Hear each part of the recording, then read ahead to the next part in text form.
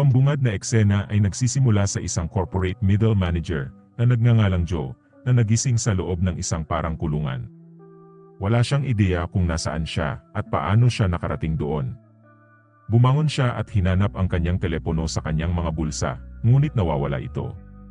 Luminga-linga siya sa paligid upang makita ang matatayog na pader, isang pintong mabibigat na metal na nakalock at isang malaking gilingan ng bato sa gitna. Naguguluhan, nagsimulang sumigaw si Joe para humingi ng tulong na nag-udyok sa isang kalapit na ka-cellmate na hilingin sa kanya na tumahimik. Lumapit si Joe sa isang maliit na air vent at hiniling sa lalaki na tulungan siyang maunawaan kung ano ang nangyayari.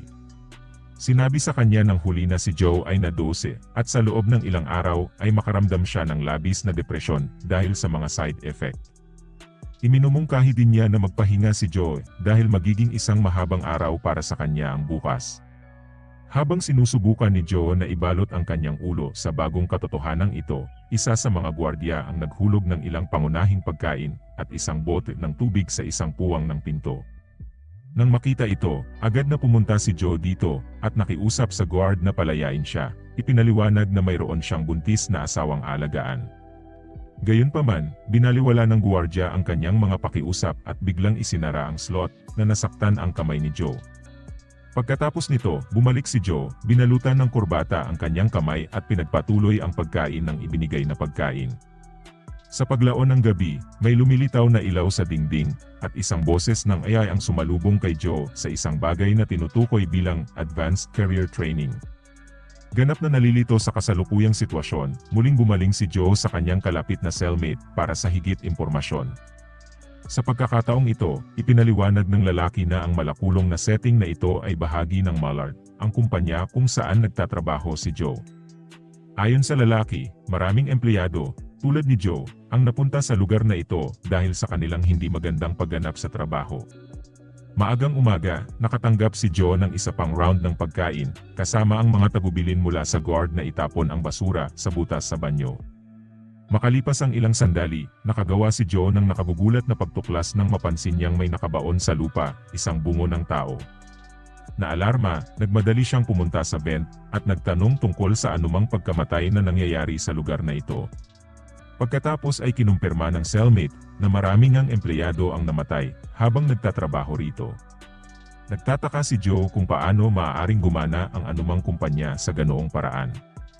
Bilang tugon, ipinaliwanag ng lalaki na lahat sila ay pumirma ng kontrata bago sumali sa Mallard kung saan kusang loob silang sumang-ayon para sa lahat ng ito.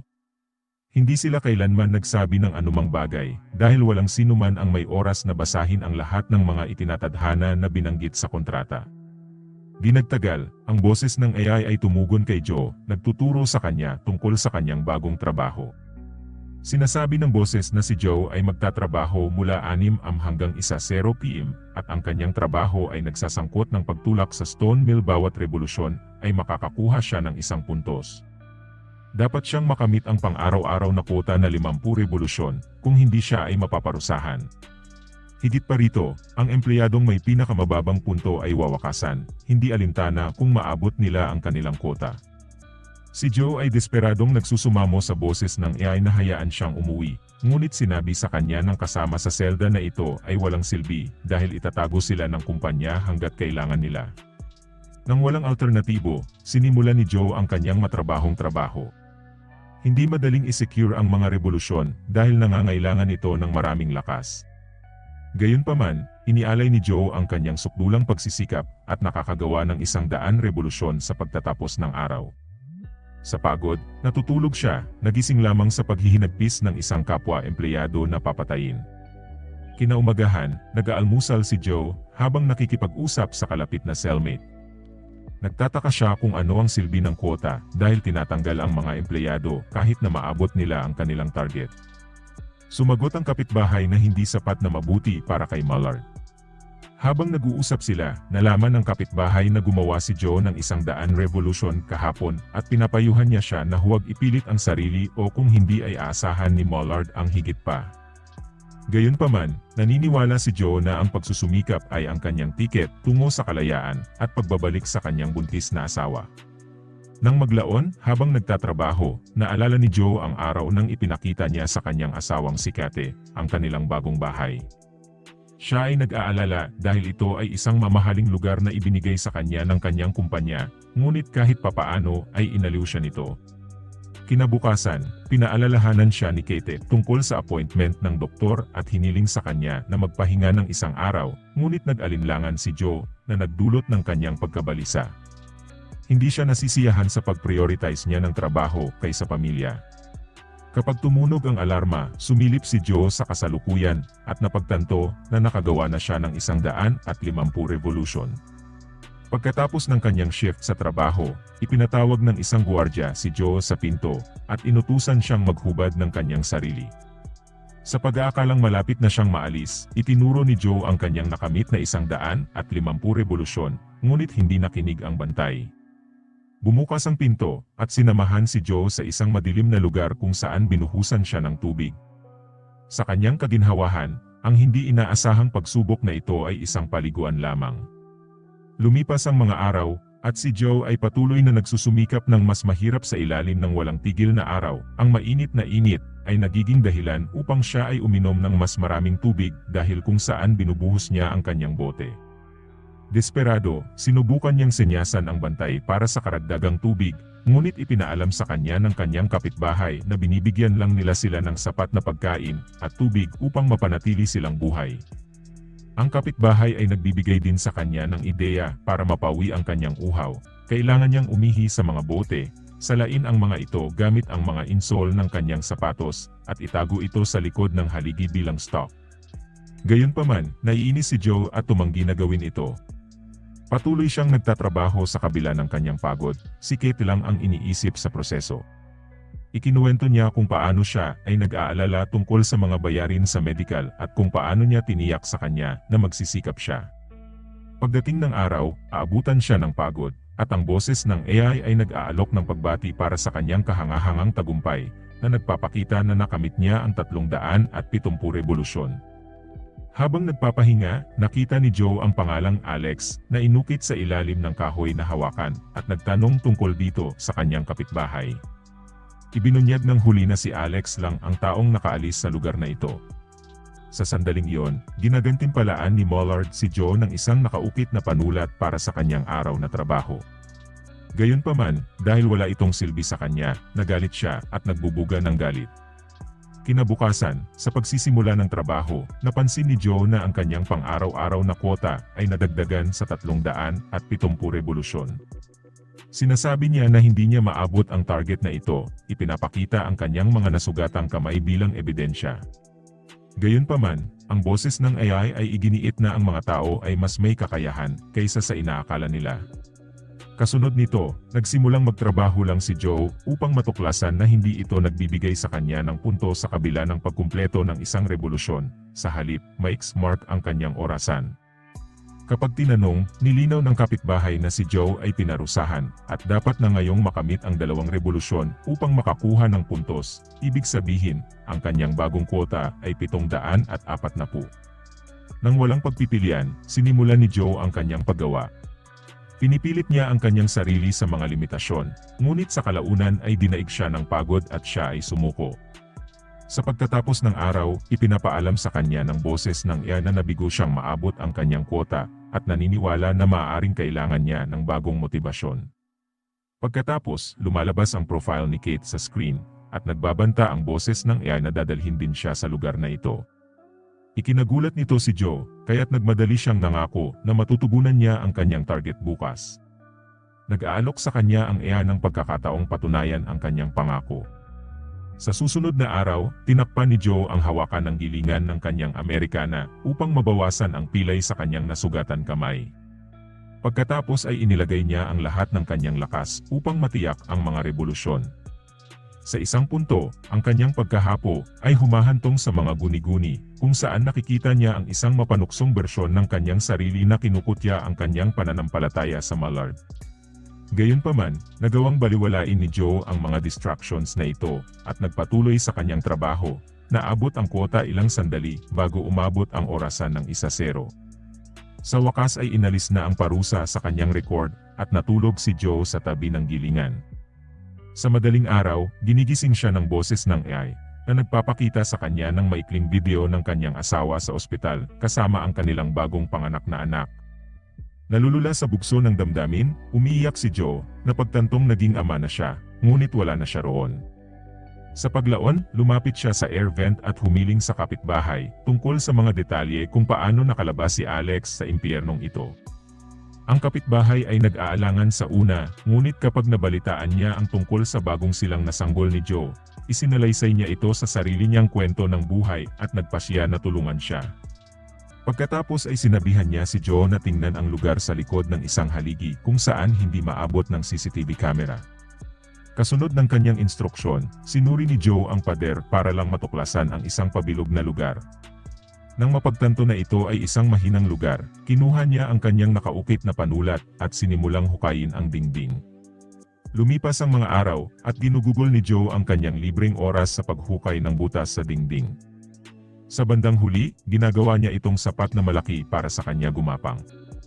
Sa pakikipagsapalaran dito, napunta siya sa isang madilim na lugar. Luminga-linga si Joe sa umaasang makakahanap ng paraan, ngunit napatunayang walang saysay ang kanyang mga pagsusumikap kapag nahanap siya ng gwardiya at nawalan siya ng kakayahan. Nang magkamalay si Joe, nalaman niyang napuno na muli ang butas. Bilang parusa, ang kanyang kwota ay dinadagdagan sa 1,000 revolusyon, habang pinuputol ng kapitbahay ang kanyang paa. Palibhasay walang magawa, humingi ng paumanhin si Joe sa kanyang kapitbahay, ngunit ang huli ay nasa sobrang sakit na hindi na siya makakapagtrabaho. Nagtataka si Joe kung may magagawa ba siya, ngunit ibinunyag ng kapitbahay na ang buong lugar ay kinokontrol ng mga algorithm at hindi sila makakatuwiran sa AI. Ibinunyag din niya na siya ang gumawa ng algorithm tulad ng dati niyang pagtatrabaho sa IT department. Nang marinig ito, napagtanto ni Joe, kung lahat sila ay hihinto sa pagtatrabaho at walang mga puntos, ito ay magiging isang pagkakatabla at ang algorithm ay hindi maaaring parusahan ang sinuman. Dahil sa ideyang ito, sinubukan ni Joe na bumuo ng unyon sa kanyang kapwa mga bilanggo at kumbinsihin silang huwag magtrabaho. Maya-maya pa, magsisimula na ang oras ng trabaho, ngunit walang sinuman ang gumagawa dahil lahat sila ay mukhang kinukumbinsi ni Joe. Ngunit kapag malapit nang matapos ang oras ng trabaho, i-anunsyo ng boses ng AI na ang mga empleyado na may 0 na puntos ay wawakasan. Dahil sa takot sa kamatayan, nagsimulang magtrabaho ang mga cellmate na nabigo sa plano ni Joe. Pagkatapos ay hinimok ng kapitbahay si Joe na paikutin ang gilingan at huwag mag-alala tungkol sa kanya. Naiwan na walang pagpipilian, si Joe ay nakakuha ng 1 revolusyon na nakakuha sa kanya ng 1 puntos bago matapos ang oras. Gayunpaman, napakasama ng loob ni Joe para sa kapitbahay na hindi nakagawa ng anumang puntos dahil sa pinsala. Nang gabing iyon, ang kapitbahay, na nakakaalam na malapit na siyang mamatay, ay nagtapat siya, sa katunayan, si Alex. Sinubukan niyang tumakas sa tunnel, ngunit nahuli siya ng gwardiya, katulad ni Joe, at inilagay sa isang hiwalay na selda. Pinili niyang huwag ibunyag ang impormasyong ito kay Joe, umaasa na ang pangalawang pagtatangkang pagtakas ay magiging iba. Pagkatapos ng maikling pag-uusap, nagpaalam sila sa isa't isa. Habang nakahiga si Joe sa pagtulog, nabalisa siya sa mga paghihirap na iyak ni Alex bago siya maalis. Kinabukasan, ipinakita ng AI kay Joe ang isa pang video na itinatampok ang kanyang asawa at ang kanilang naglalakad na anak. Napagtanto ang oras na nawala sa cell na ito, nagalit siya at naglabas ng galit sa kumpanya. Iniinsulto niya si Mullard sa pagkuha ng lahat mula sa kanya, sa kabila ng kanyang 10 taon ng tapat na serbisyo. Sa kasamaang palad, itinuring ng AI na hindi katanggap-tanggap ang kanyang gawi at nag-uutos ng agarang pagpapatupad. Kasunod nito, pumasok ang isang grupo ng mga empleyado ng Mullard kasama ang gwardiya. Habang naghahanda ng nakamamatay na iniksyon, ang gwardiya ay nagbigay ng ilang masasakit na pahayag tungkol sa kanyang asawa at sa kanyang anak. Ikinagalit nito si Joe na pagkatapos ay inatake siya at sinimulang suntukin siya ng malupit. Pagkatapos ay inanunsyo ng AI na nabigo ang gwardiya sa kanyang gawain at kung makumpleto ni Joe ang pagwawakas ng gwardiya, mapopromote siya sa susunod na antas. Nang marinig ito, huminto si Joe at sumigaw na hindi siya isang halimaw.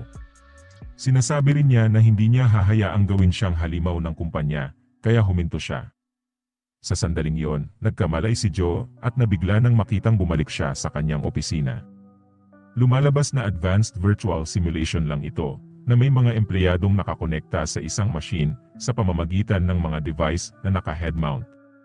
Di nagtagal pagkatapos, isang HR personnel na may pagkakahawig sa guard ay lumapit kay Joe at ibinunyag na kahit na pakiramdam niya ay lumipas na ang mga buwan, ito ay isang oras na lang sa katotohanan.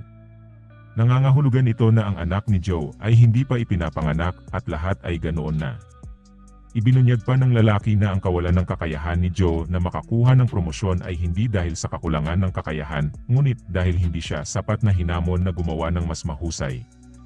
Hinamon nila siya sa virtual world at ang kanyang performance ay higit pa sa inaasahan nila. Bilang resulta, sa wakas ay nagpasya silang ipromote si Joe sa susunod na antas. Kasunod nito, ini-escort ng kinatawan ng HR si Joe sa kanyang bagong office cabin, ipinakilala sa kanya ang kanyang mga bagong target at inaasahan sa pagiging produktibo. Pinapirma rin niya si Joe sa isang kasunduan sa hindi paglalahad, na nagsasaad na hindi siya maaaring magbahagi ng anumang mga detalye tungkol sa kanyang karanasan sa sinuman. Sa sandaling umalis ang lalaki, nakipag-ugnayan si Joe sa kanyang asawa, at nanlaki ang kanyang mga mata nang marinig ang boses nito. Ipinahayag niya ang kanyang pagmamahal sa kanya, at sa kanyang hindi pa isinisilang na anak bago ibinaba ang tawag. Nagtatapos ang pelikula sa pangako ni Joe na susunugin ang buong kumpanya ng Mallard.